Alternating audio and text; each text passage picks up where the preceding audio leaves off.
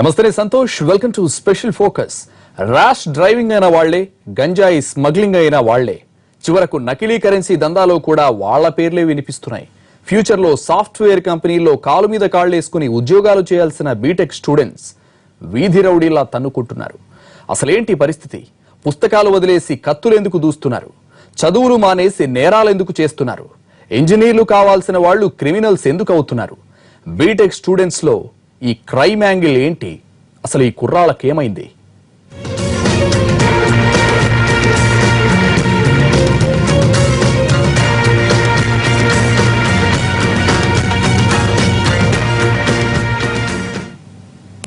మొన్నటికి మొన్న గంజాయి స్మగ్లింగ్ లో బీటెక్ కుర్రాళ్లను చూసి షాక్ అయ్యాం.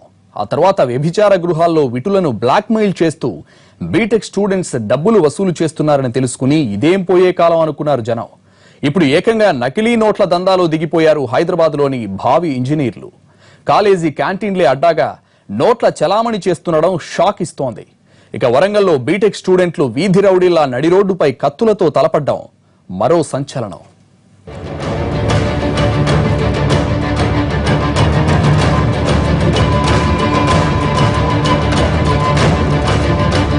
విటులను బ్లాక్మెయిల్ చేస్తున్న బీటెక్ కుర్రాళ్లు, గంజాయి స్మగ్లింగ్ లో దొరికిన భావి ఇంజనీర్లు, ర్యాష్ డ్రైవింగ్ తో ప్రాణాలు తీసిన విద్యార్థులు, ఇవి ఇటీవల ఎక్కువగా వినిపించిన న్యూస్. ఇప్పుడు నకిలీ నోట్ల దందాలో బీటెక్ స్టూడెంట్స్ పట్టుబడటం కలకలం రేపుతోంది. ఇది హైదరాబాద్ శివారులోని హిమాయత్ సాగర్ లోని Lords Institute of Engineering and Technology. భావి ఇంజనీర్లను తయారు చేసే ఈ విద్యాసంస్థ నకిలీ నోట్ల చలామణికి అడ్డాగా మారుతుందని ఎవరూ ఊహించి ఉండకపోవచ్చు. ఇప్పుడదే జరిగింది. కాలేజీ క్యాంటీన్లో నకిలీ నోట్లు కలకలం రేపాయి. వీటిని చలామణి చేస్తున్నది ఎవరో కాదు, అదే కాలేజీలో బీటెక్ చదువుతున్న వాజీహుద్దీన్, అబ్దుల్ సమద్లే ఇక్కడ నోట్లు చలామణి చేస్తున్నారు.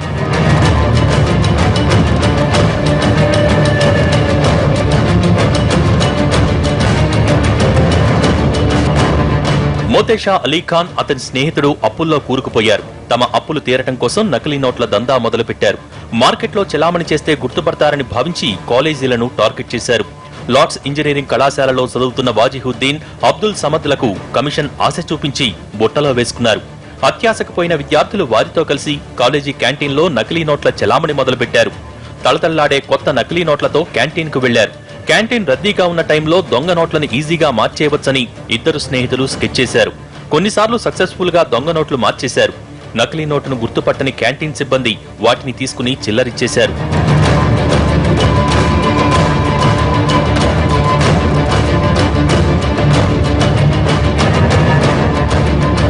ఈ విద్యార్థులిద్దరూ తరచూ కొత్త 2000 నోట్లు ఇస్తుండటంతో క్యాంటీన్ సిబ్బందికి అనుమానం వచ్చింది. వాటిని క్యాంటీన్ నిర్వాహకుడు హరన్ పరిశీలించడంతో అవి నకిలీ నోట్లని అర్థమైంది. వెంటనే పోలీసులకు సమాచారం అందించాడు. ఒక్కసారిగా వచ్చేస్తారని పిల్లలు ఆ టైంలో బిల్లు ప్రకారం తీసుకుని ఏమన్నా చేంజ్ ఒకసారి మొక్కలు కూడా ఎంత ఇచ్చి కూడా చూడమని డబ్బులు ఇచ్చేస్తాము అని చెప్పండి. అందులో ఒక అతను, ఇద్దరు కుర్రోళ్ళు ఉన్నారండి. అందులో నల్లటి అతను అన్నాడు, నేనే 2-3 నోట్లు మార్చాను సార్ అని చెప్పి అన్నాడు ఆ కుర్రోడు. అలా అయితే నువ్వు మాకు తెలియదు కదండి, రాత్రే తెలిసిందండి అతను ఇచ్చినట్టుగా మాకు. అది తీసుకుని అప్పుడు ఎస్ఐ గారు అడిగారని ఇలా జరిగింది సార్ అని చెప్పి స్టేట్మెంట్ ఇచ్చి వచ్చేస్తానండి. రంగంలోకి దిగిన ఎస్ఓటీ వాజీహుద్దీన్, అబ్దుల్ సమద్లను అదుపులోకి తీసుకుని విచారించడంతో నకిలీ కరెన్సీ భాగోతం బయటపడింది. వారిద్దరితో పాటు సూత్రధారులైన మోతేషా అలీఖాన్, విజయ్ శర్మలను అరెస్ట్ చేశారు పోలీసులు. వారి నుంచి 34 లక్షల నకిలీ కరెన్సీ స్వాధీనం చేసుకున్నారు. వాళ్ళిద్దరిని అప్రహెండ్ చేయడం జరిగింది. తర్వాత వాళ్ళని త్వరగా ఇంట్రాగేషన్ చేసిన తర్వాత ఈ ఫేక్ వీళ్ళ దగ్గర ఎక్కడి నుంచి వచ్చింది అని చెప్పిన తర్వాత దీని వెనక ఒకరు Vijay Sharma, he's resident of Bowenpally. ఇతను ఒక చిన్న జ్యువెలర్స్కి ట్రేడర్. ఇతను తర్వాత ఇతనికి ఫ్రెండ్, ఒక సేల్స్ ఆఫీస్లో మేనేజర్గా పనిచేస్తున్నటువంటి ముతీషం షా అనే అతను. వీళ్ళిద్దరూ కలిసి ఈ ఫేక్ కరెన్సీ కలర్ జిరాక్స్ చేయడము, దీన్ని అన్ని ప్రింట్ చేసేసి కట్ చేసేసి బండిల్స్ గా చేయడం అంటూ జరిగిందని చెప్పి ఇంట్రాగేషన్ లో తేలింది. 10,000 కోసం కకృతిపడి ఇంజనీరింగ్ విద్యార్థులు దొంగ నోట్ల చలామణికి ఒప్పుకున్నారని విచారణలో తేలింది. ఇంకా ఎవరైనా విద్యార్థులు ఈ దొంగ నోట్ల ముఠాలో ఉన్నారా అన్న కోణంలో దర్యాప్తు జరుగుతోంది. హైదరాబాద్ లోని ఇంజనీరింగ్ కాలేజీలు గంజాయికి, నకిలీ నోట్లకు అడ్డాగా మారితే వరంగల్లోని ఇంజనీరింగ్ కళాశాలల్లో మందు సీసాలు పగులుతున్నాయి. కత్తులు కరాల నృత్యం చేస్తున్నాయి. కొట్టుకోవటం, తన్నుకోవటం దగ్గర నుంచి ఇప్పుడు పొడుచుకునేంత వరకు వచ్చేసింది పరిస్థితి. ఓరుగల్లులోని కళాశాలల్లో ర్యాగింగ్ వార్ కాస్త గ్యాంగ్ వార్ గా మారుతోంది. ప్రత్యర్థులపై విరుచుకుపడ్డట్టు జూనియర్లపై సీనియర్లు కత్తులు దూస్తుండటం కలకలం రేపుతోంది.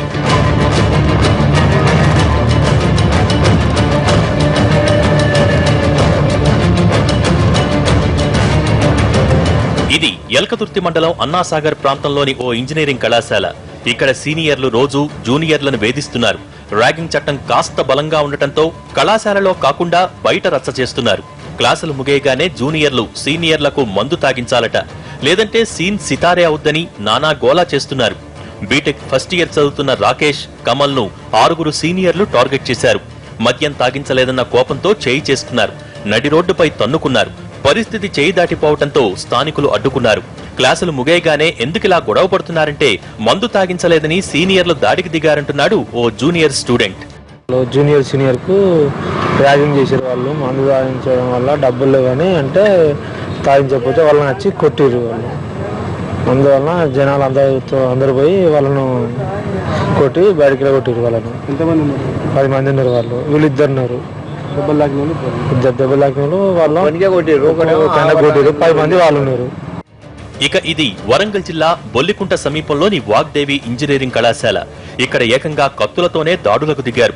ఇక్కడ మద్యం గొడవే. కళాశాల బయట ఉన్న ఓ వైన్ షాప్ దగ్గరకు వచ్చిన జూనియర్లు సీనియర్లు తన్నుకున్నారు. బీటెక్ చదువుతున్న సుమంత్, యశ్వంత్లతో ఫైనల్ ఇయర్ విద్యార్థులు సాయికృష్ణ గౌడ్ మరికొందరు గొడవకు దిగారు. బీర్లతో చీర్స్ కొట్టిన కొద్ది నిమిషాలకే గొడవ మొదలై అదే బీరు సీసాలతో పొడుచుకున్నారు. ఆ తర్వాత వెంట తెచ్చుకున్న కత్తులతో పొడవటంతో సుమంత్, యశ్వంత్లకు తీవ్ర గాయాలయ్యాయి. ప్రస్తుతం హైదరాబాద్లో చికిత్స పొందుతున్నారు. సీనియర్లు కావాలనే తమపై దాడులకు దిగుతున్నారని జూనియర్లు వాపోతున్నారు.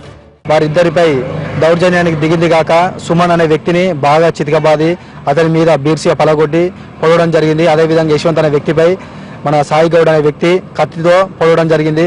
ఇలా మన సుమన్ అనే వ్యక్తి ప్రాణ పరిస్థితిలో ఇప్పుడు హైదరాబాద్ నిమ్స్ హాస్పిటల్లో చికిత్స పొందుతూ ఉన్నాడు. ఇలాంటి ఘటనల్లో ప్రేక్షక పాత్ర వహించడం పోలీసుల వంతవుతోంది. ఘటన జరగ్గానే కేసులు నమోదు చేస్తామని చెబుతున్న పోలీసులు తల్లిదండ్రులకు బాధ్యత ఉండాలంటున్నారు. భావి ఇంజనీర్లను తీర్చిదిద్దాల్సిన ఇంజనీరింగ్ కళాశాలల్లో జరుగుతున్న ఇలాంటి దారుణాలపై సామాన్యులు షాక్ అవుతున్నారు. వీళ్లసలు విద్యార్థులా, వీధి రౌడీలా అనుకోవాల్సిన పరిస్థితి వచ్చిందని ఆవేదన చెందుతున్నారు.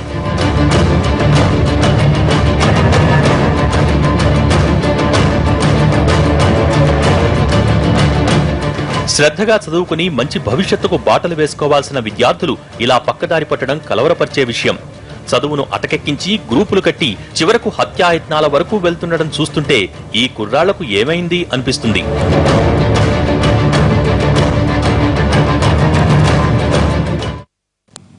బీటెక్ విద్యార్థుల్లో ఇటీవలే చూస్తున్న నేర ప్రవృత్తి కాదిది, కొంతకాలంగా కనిపిస్తున్నదే. అనేక నేరాలకు బీటెక్ కుర్రాళ్లు కేర్ ఆఫ్ గా మారుతున్నారు. ర్యాష్ డ్రైవింగ్ దగ్గర నుంచి గంజాయి స్మగ్లింగ్ వరకు అన్ని చోట్ల వేళ్లు వాళ్ల వైపే చూపిస్తున్నారు. ఎంతో బంగారు భవిష్యత్తున్న విద్యార్థులు ఇలా నేరాల బాట పట్టడం కలవరపరుస్తోంది. భవిష్యత్తులో ఏసీ గదుల్లో ఉద్యోగాలు చేయాల్సిన వాళ్లు ఎందుకు ఇలా తయారవుతున్నారు?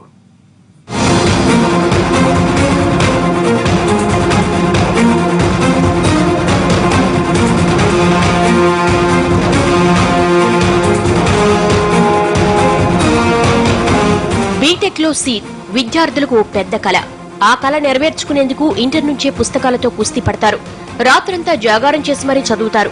ఎంసెట్ లో ర్యాంకులు తెచ్చుకుని ఇంజనీరింగ్ కాలేజీ గడప తొక్కుతారు. అంతే, ఆ కష్టం, పోటీతత్వం అక్కడితో ఎండైపోతోంది. బీటెక్ లో సీట్ రాగానే కోర్స్ పూర్తి చేశామనుకుంటున్నారు ఏమో, జల్సాలకు అలవాటు పడుతున్నారు. చివరకు నేర ప్రవృత్తికి అలవాటు పడుతున్నారు. కేవలం 10,000 కోసం దొంగ నోట్లు చెలామణి చేసి జైలు పాలయ్యారు 2 విద్యార్థులు.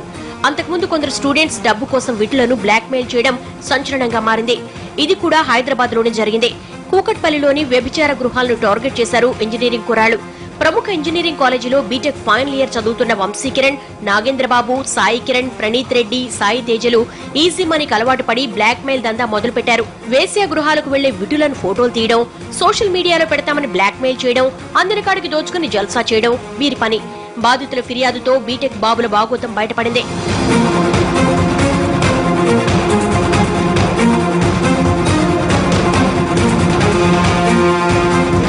జల్సాలకు డబ్బులు లేకపోతే చాలు ఏం చేయడానికైనా సిద్ధపడుతున్నారు. చివరకు చైన్ స్నాచర్లుగా మారుతున్న ఘటనలు ఎన్నో. హైదరాబాద్ లో 100ల్లో నమోదవుతున్న చైన్ స్నాచింగ్ కేసుల్లో కరుడుగట్టిన నేరగాళ్లతో బీటెక్ కుర్రాళ్లు పోటీ పడుతున్నారంటే ఆశ్చర్యపోవాల్సిందే. గొలుసు దొంగలుగా మారిన 6 కుర్రాళ్లను పట్టుకుంటే వాళ్ళు 54 స్నాచింగ్లు చేశారని తేలింది. హైదరాబాద్లోనే పదుల సంఖ్యలో ఇంజనీరింగ్ విద్యార్థులు చైన్ స్నాచింగ్ కేసులు అరెస్టు అయ్యారంటే పరిస్థితిని అర్థం చేసుకోవచ్చు. కేవలం విలాసవంతమైన జీవితం కోసమే కుర్రాళ్లిలా ఈజీ మనీకి అలవాటు పడుతున్నారు. కాలేజీలో చదువుకుంటూ పార్ట్ టైం ఉద్యోగాలు చేస్తే తప్పులేదు, కానీ విద్యార్థులు పార్ట్ టైం గా నేరాలు చేస్తున్నారు. రాత్రికి రాత్రి లక్షలు సంపాదించాలని, ఆ డబ్బుతో దర్జాగా బతకాలని నేరాల బాట పడుతున్నారు. అందుకోసం చోరీల నుంచి దోపిడీల వరకు ఏం చేయడానికైనా సై అంటున్నారు.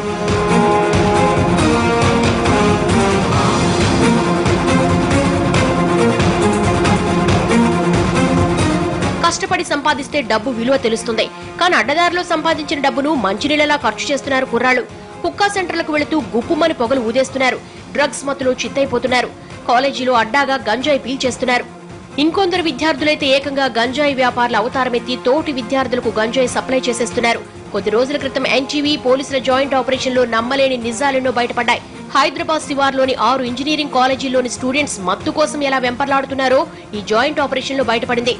ఇంజనీరింగ్ విద్యార్థుల్ని మత్తులో ముంచి తమ వైపు తిప్పుకున్నారు గంజాయి స్మగ్లర్లు. విద్యార్థులను ఆ మత్తుకు అలవాటు చేసి గంజాయి వ్యాపారంలో దించేశారు. విద్యార్థులు ఇలా దారి తప్పుతుంటే 4 తగిలించి దారిలో పెట్టాల్సిన కాలేజీ సిబ్బంది కూడా గంజాయి స్మగ్లర్లతో చేతులు కలిపారంటే ఆశ్చర్యపోవాల్సిందే.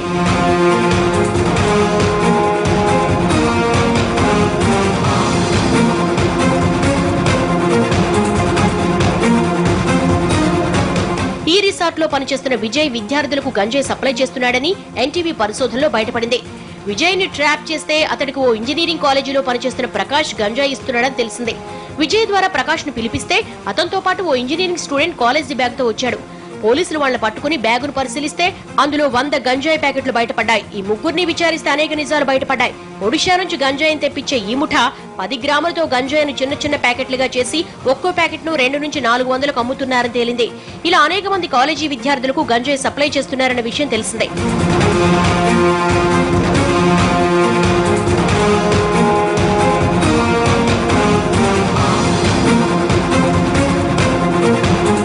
ఒక గంజాయే కాదు, డ్రగ్స్ మత్తులోనూ జోగుతున్నారు బీటెక్ బాబులు. లేదంటే పబ్బుల్లో దూరిపోయి తప్పతాగి తందనాలాడుతున్నారు. పట్టపగలు మద్యం మత్తులో అనేక దారుణాలకు కారణాలవుతున్నారు. గత ఏడాది సంచలనం సృష్టించిన రమ్య విషాదానికి తప్పతాగిన బీటెక్ కుర్రాళ్లే కారణం. పట్టపగలు తప్పతాగి రోడ్డెక్కిన బీటెక్ కుర్రాళ్లు ర్యాష్ డ్రైవింగ్ తో రమ్య ఇంట్లో విషాదం నింపారు. బీటెక్ స్టూడెంట్స్ నడిపిస్తున్న కారు ఎదురుగా వస్తున్న వాహనం ఢీకొనడంతో ఈ ఘటనలో చిన్నారి రమ్యతో పాటు ఆమె బాబాయి, తాతయ్య చనిపోయారు. ఇదొక్కటే కాదు, ర్యాష్ డ్రైవింగ్లతో ప్రాణాలు తీస్తున్న అనేక ఘటనల్లో నిందితులుగా బీటెక్ స్టూడెంట్స్ ఉంటున్నారు. ఇక డ్రంక్ అండ్ డ్రైవ్ లో పట్టుబడుతున్న వాళ్లలో విద్యార్థులే ఎక్కువగా ఉంటున్నారని లెక్కలు చెబుతున్నాయి. 3 రోజుల క్రితం కడపలో 2 2 వీలర్స్ స్వల్పంగా ఢీకొట్టాయని కుర్రాళ్లు రెచ్చిపోయారు. సినిమా సీన్ను తలదన్నేలా 2 వర్గాలకు చెందిన విద్యార్థులు పట్టపగలు రోడ్లపై తన్నుకున్నారు. మావాడు బీటెక్ చదువుతున్నాడని గొప్పగా చెబుతుంటారు తల్లిదండ్రులు. కాలేజీకి వెళ్తాడని బైకో కారో కొనిస్తారు. కానీ చివరకు ర్యాష్ డ్రైవింగ్ తో ప్రాణాలు తీస్తున్నారు కుర్రాళ్లు. తల్లిదండ్రులు ఇచ్చే పాకెట్ మనీతో జల్సాలు చేస్తున్నారు. డబ్బులు సరిపోక నేరాలకు పాల్పడుతున్నారు. ఇంజనీరు కావాల్సిన వాళ్లు ఇలా కటకటాల పాలై కన్నవాళ్ల ఆశల్ని అడియాసలు చేస్తున్నారు. అత్యాశకు పోయి జీవితాల్లో చీకట్లు నింపుకుంటున్నారు. అసలు తప్పెవరిది? అడ్డదారులు తొక్కుతున్న విద్యార్థులదా? ఫీజులు కట్టేసి పిల్లలను పట్టించుకోని పేరెంట్స్దా? ఫీజులు తీసుకొని విద్యార్థులు ఏమవుతున్నారో చూసుకొని కాలేజీ యాజమాన్యానిదా?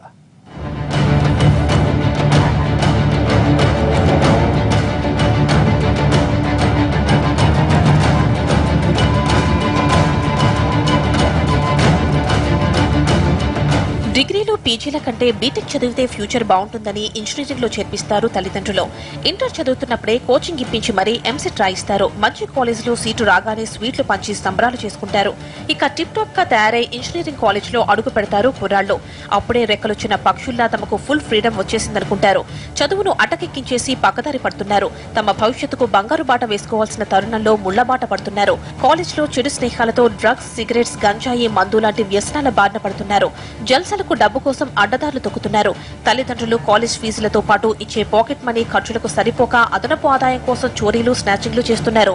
గంజాయి వ్యాపారంలోకి, దొంగ నోట్ల చలామణిలోకి దిగుతున్నారు. డబ్బు మోజులో పడి నేరాలు చేస్తూ జైలు పాలవుతున్నారు.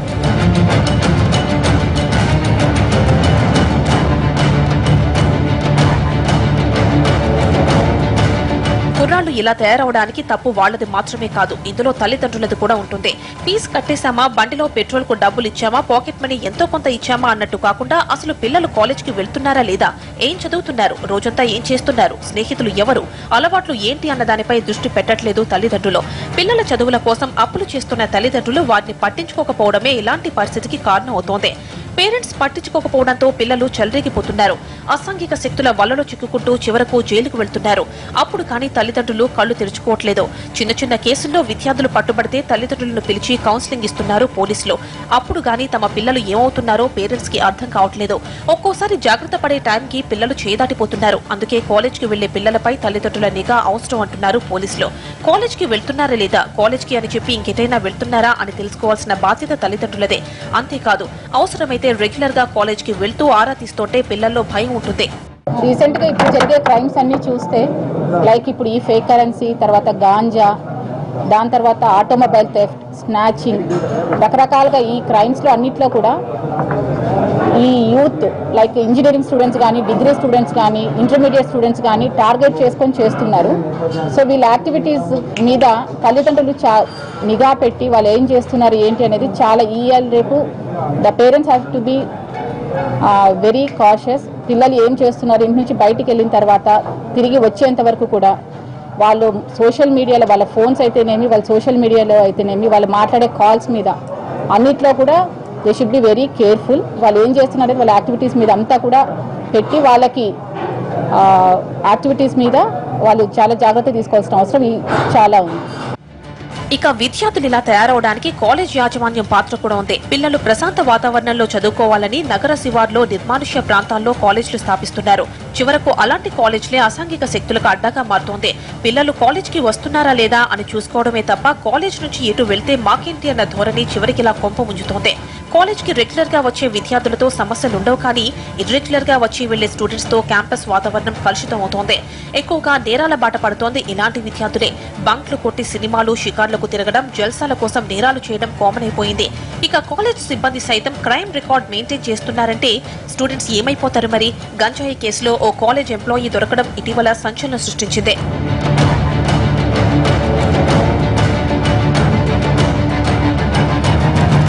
తల్లిదండ్రులు చూశారుగా, ఇది మీ భావి ఇంజనీర్ల వర్తమానం. మావాడు అలాంటి వాడు కాదు, బుద్ధిగా కాలేజ్కి వెళ్లి చదువుకుని వస్తున్నాడని ధీమాగా ఉంటే సరిపోదు. మీ పెంపకాన్ని మీరు అనుమానించాల్సిన అవసరం లేదు. కానీ అసాంఘిక శక్తుల వలలో పడకుండా మీ పిల్లాడిపై ఓ కన్నేసి ఉంచండి. వారి ప్రవర్తనను పరిశీలిస్తుండండి. లేకపోతే ఏదో ఓ రోజు మీ వాడు స్టేషన్లో ఇలా చేతులు కట్టుకుని నిలబడాల్సి వస్తుంది. అదే స్టేషన్లో మీరు తలదించుకోవాల్సి వస్తుంది. ఇప్పటికైనా విద్యార్థులు తమ చదువులపై దృష్టి పెట్టి భవిష్యత్తుకు బంగారు బాట వేసుకుంటారో, లేక అత్యాశకు పోయి పక్కదారి పట్టి తమ జీవితాలను నాశనం చేసుకుంటారో వారి చేతుల్లోనే ఉంది.